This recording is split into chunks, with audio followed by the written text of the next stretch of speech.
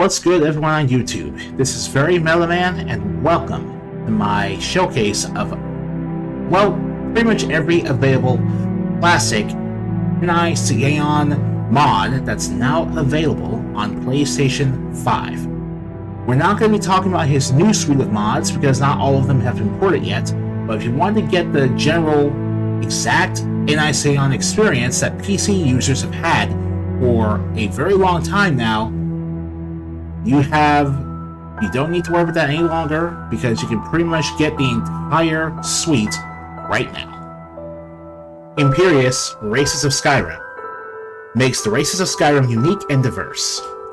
It overhauls racial abilities, powers, and stats, giving each race 3 new racial abilities and a quest to unlock their racial power, with NPCs in the game being able to use them as well. Each race gets 3 new passive abilities and 1 new power that is unlocked through a quest. NPCs have access to most of the same racial abilities and powers, and if a configuration option available in the MCM if you have Sky UI installed, but this is PlayStation 5, we don't have Sky UI or the MCM menu. So basically, the long story short is that in addition to these nifty new flavor text descriptions of each race has a different starting stat bonus from health, magic, and stamina, in addition to having new bonuses in addition to having these abilities. So, for example, Element Supremacy, by going to level 100 in a skill, a high elf will have a 10% boost to that skill in terms of effectiveness. Golden Glass is a buff and a debuff at the same time, a trade-off. Bonus magic stamina regeneration, but you take more and more physical damage since you have less armor and shimmering threads. Weapons and armor are 15% weaker, but enchantments on them are 15% stronger. So this can lead to situations where you might want to go for certain builds with certain races, in addition with the rest of the EnaiSiaion suite. And that goes double when you talk about the the Ordinator perk overhaul tree. Lots of options in store for you, and we haven't even gotten into the personal quests yet, but that will take way too long to explain. Basically, pick a race, do the personal quest, throw an optional bonus power. It's really good stuff, and it really does a lot to change up the way you play each species. Ordinator overhauls the perk trees of Skyrim to increase the depth and fun of character building. It's highly compatible with other mods and uses lightweight and clean scripting. Enables many new viable character builds, with a total of 469 new perks, and is highly compatible with whatever race, standing stone, and magic mod you care to use. But the best way to explain it is to do my favorite thing and talk about how magic works. So in the Destruction skill tree, Vanilla Destruction skill tree is pretty bad because it doesn't matter what type of magic you specialize in for destruction damage. Fire, Ice, and Lightning will effectively play the same way until you get the 2 perks at the very end of those skill trees. And even then, those perks are pretty counterintuitive to the playstyle of each type of fire, of each type of magic you can cast. But here, each elemental skill tree has its own strengths and benefits to what it can offer you. So a Pyromancer is going to focus on damage and damage over time, much more than it usually is, right? Ice skill trees focus on crowd control and actually allows a full ice spell playstyle to be viable because they also focus on reducing frost resistance for all enemies in the game.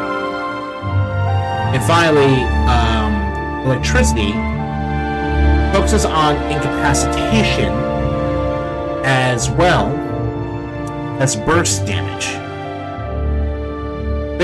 I'm simplifying the trees, but the point I'm trying to make is that even just with these changes to the 1 destruction skill tree, you have 3 distinct playstyles at your disposal.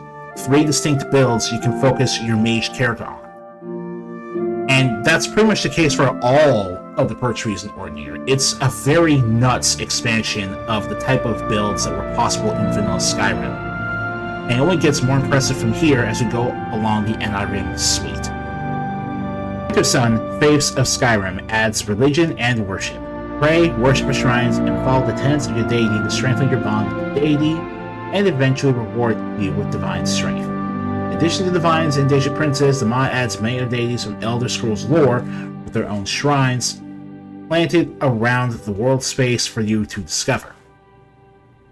So, while I'd like to show off the locations of some of those shrines, I'm a bit crunched for time, so we're just going to go over the idea of each race having their own default list of deities to pick from, character creation, depending on their, the race. Like, if you start an elf character, for example, you get basically all the elven deities, unless you're also playing like a Breton, in which case you get a mixture of elven and men deities, because Bretons are half elf, half human. And each deity comes with a set of tenets for you to follow in order for you to raise favor with them. You also get this ability to pray, which causes you to do this animation right here. Now, praying raises favor, and the more your favor, the more powerful the abilities of each deity becomes. Like, as a follower of Oriel, you get a 3% bonus speed increase to learning all skills, and when you become a devotee by reaching 100 favor at the very least, you will get another bonus passive or active ability that will cost favor in order for you to use, but will often be worth the trade-off in terms of application. Not all deities will give you a, power boost ability. Some of them are literally just for role-playing.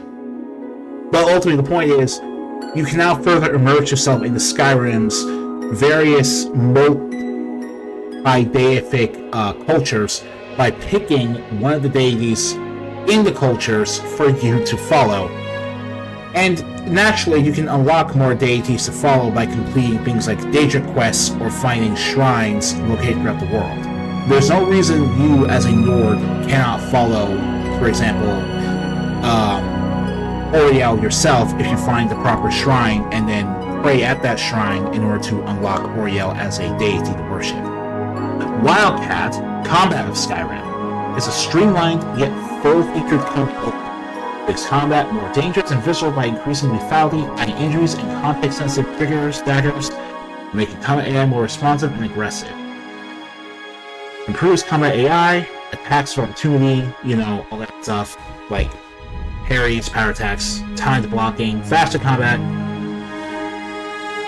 Let's just have this fight with the Boethia cultist to show you what I mean.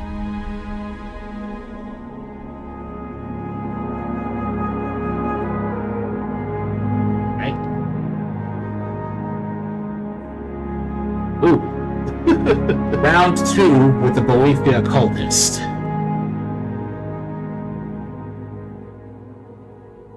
So,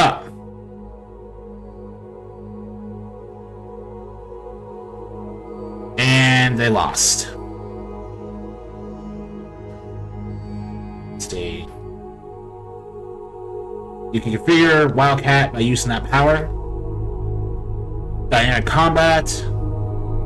So you can basically just see a bunch of settings and configure them to your liking. Like, how much stamina do you drain from using your default one-handed attacks or bow attacks? Health-based regeneration, slowing down at 0% stamina, add swimming stamina cost, while staggered, all this sort of stuff. The ability to configure this mod is really just whatever you're more comfortable with, making your Skyrim combat more immersive and more engaging for you in terms of ease or difficulty. Fury Animal Taming of Skyrim adds a modification to either your vanilla perk tree or your Ordinator perk tree if you use the Fury Ordinator perk in patch mods to give you 2 new perks that allow you to tame wild animals and command them as if they were your companions. Speak with animals lets you activate animals to tame them, force them to follow you anywhere you go, and fight for you until you release them. And Gift of Kinnereth improves the wild companion and shows you how to get improved.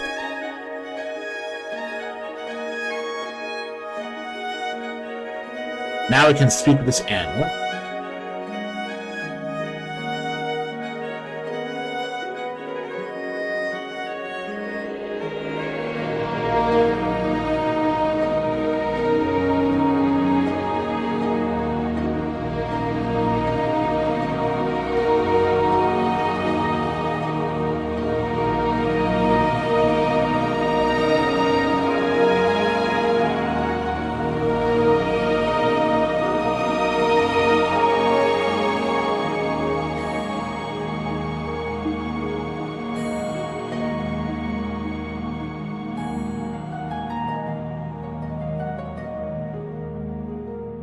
Thunderchild, Epic Shouts and Immersion, adds new shouts in the game and adds an immersive meditation mechanic that allows you to learn them at the Greybeard's High Hrothgar Castle via meditation and playing a stamina-related minigame. We also get to unlock new pillars that power up an individual vanilla shout for the game. But let's not kid ourselves. This is going to be an exhibition of what the new shouts will do.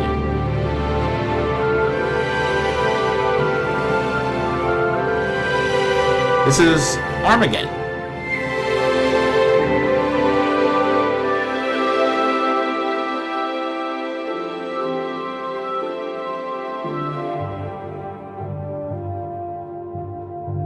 Earthquake.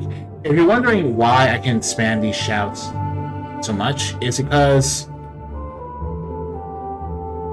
with the speech tree, I can use Force Redoubled to get a 50% chance to reduce the cooldown of any shout to 3 seconds, and I've enchanted my gear to stack with that perk to give me another 42% chance to reduce shout cooldowns.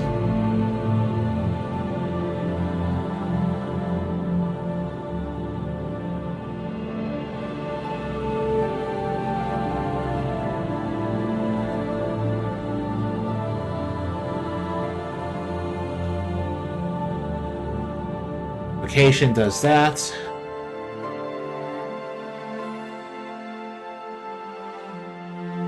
Windborn. Alright, vacation. Okay.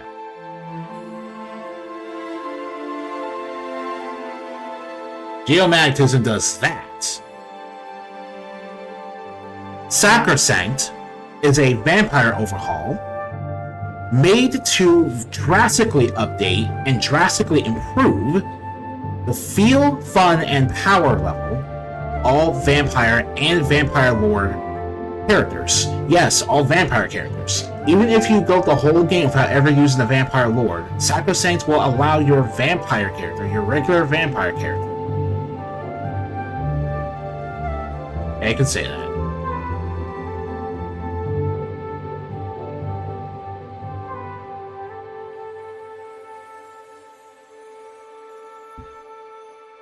Individuals with great strength beyond the new vampire abilities.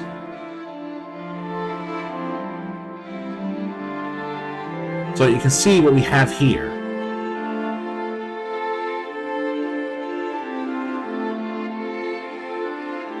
Here we go. Potence. Vampiric strength gets a huge buff. Now that we're at the Guardian Stones here, I can show off the Golem. If you tag a standing stone, you can beat off of it.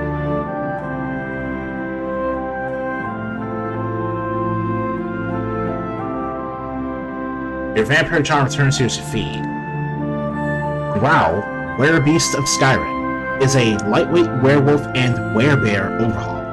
After Werebeast combat, scaling, experience gain, reworked perks, synergies between beast and mortal form, lunar transformations, werebears, and many quality of life improvements. Growl makes Werebeast a viable choice without taking over or imbalancing the game. The features are a Werebeast overhaul in Vanilla Plus style, makes Werebeast viable in all stages of the game, quality of life improvements, the ability to become a werebear at all, no save bloat. Piercing's gift inflicted upon mankind is nerfed to beast blood, only strength also a curse. But right now, we'll show you one of the most important features of Growl, the ability to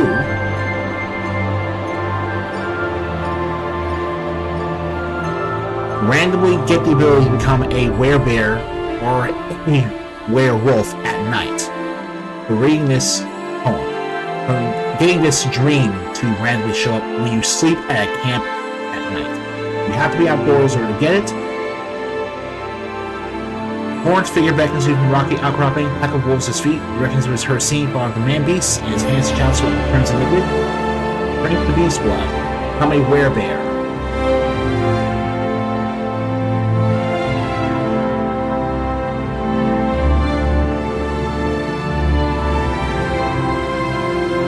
All of the werebear features are right here.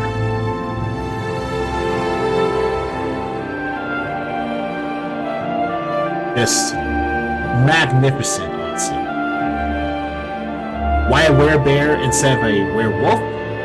Because I personally just like the idea of playing as the form.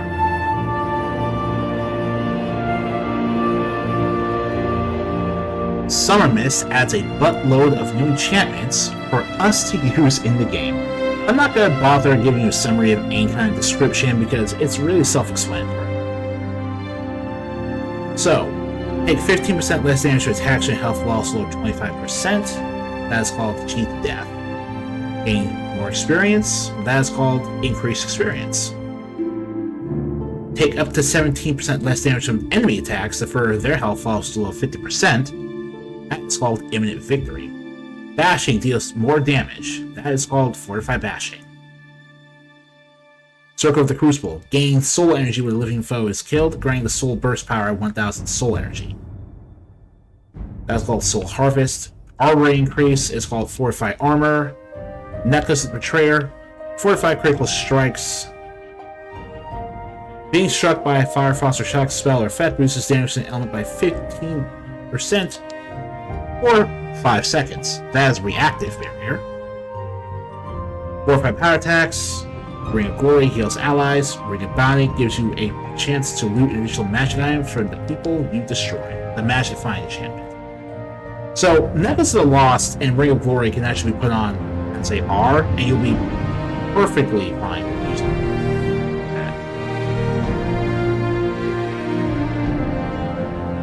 Let's see here.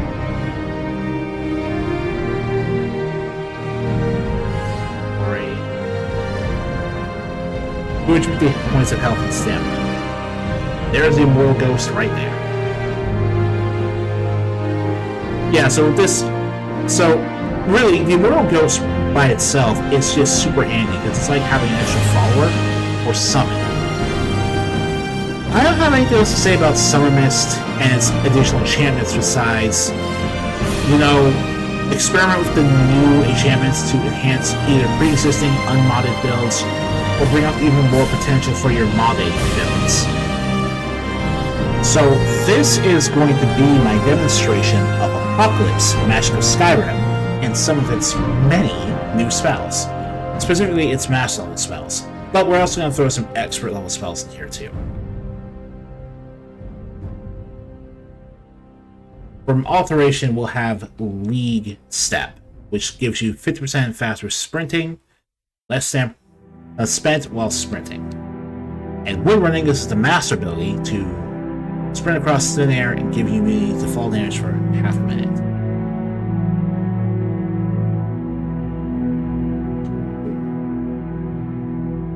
The reason we're doing this is because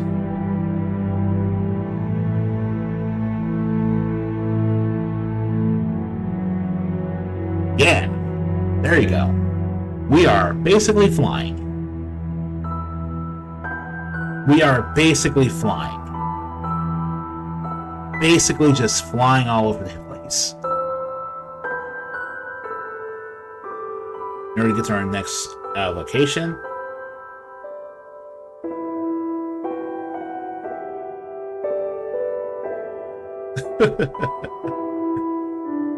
And we can just stop whenever we want in order to do that. But I can also tumble magnet.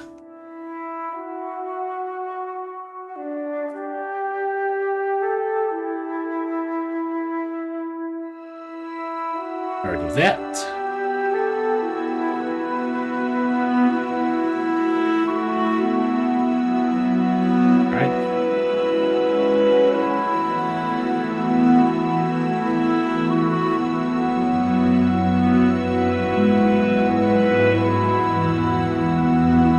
Tumble magnet will do that. Force enemies to go near the center of that tumble magnet thing while I make a tornado here.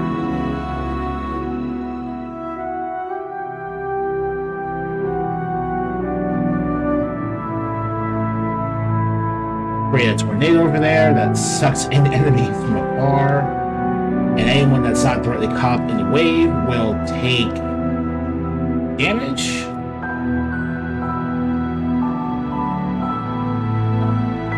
Healing.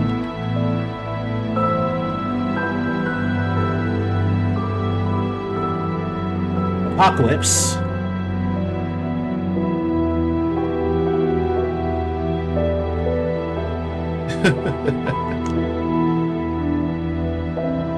Does that.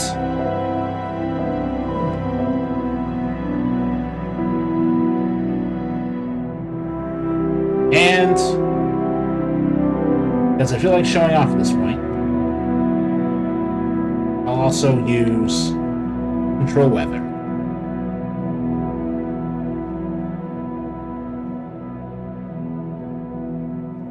Let's make it rain. You can control the weather with master alteration.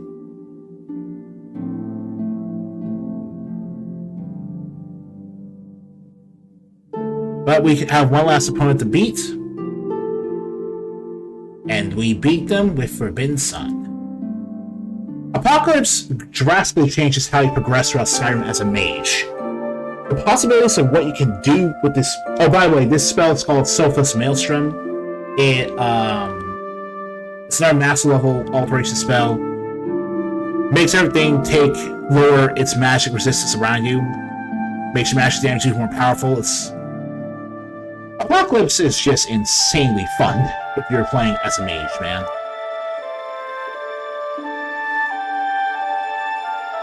That's going to be it for this video. Thank you guys for watching. I hope you enjoyed that showcase, and I hope you understand the potential of your new Skyrim experience is just explosive now. Just completely explosive. And it's just getting started.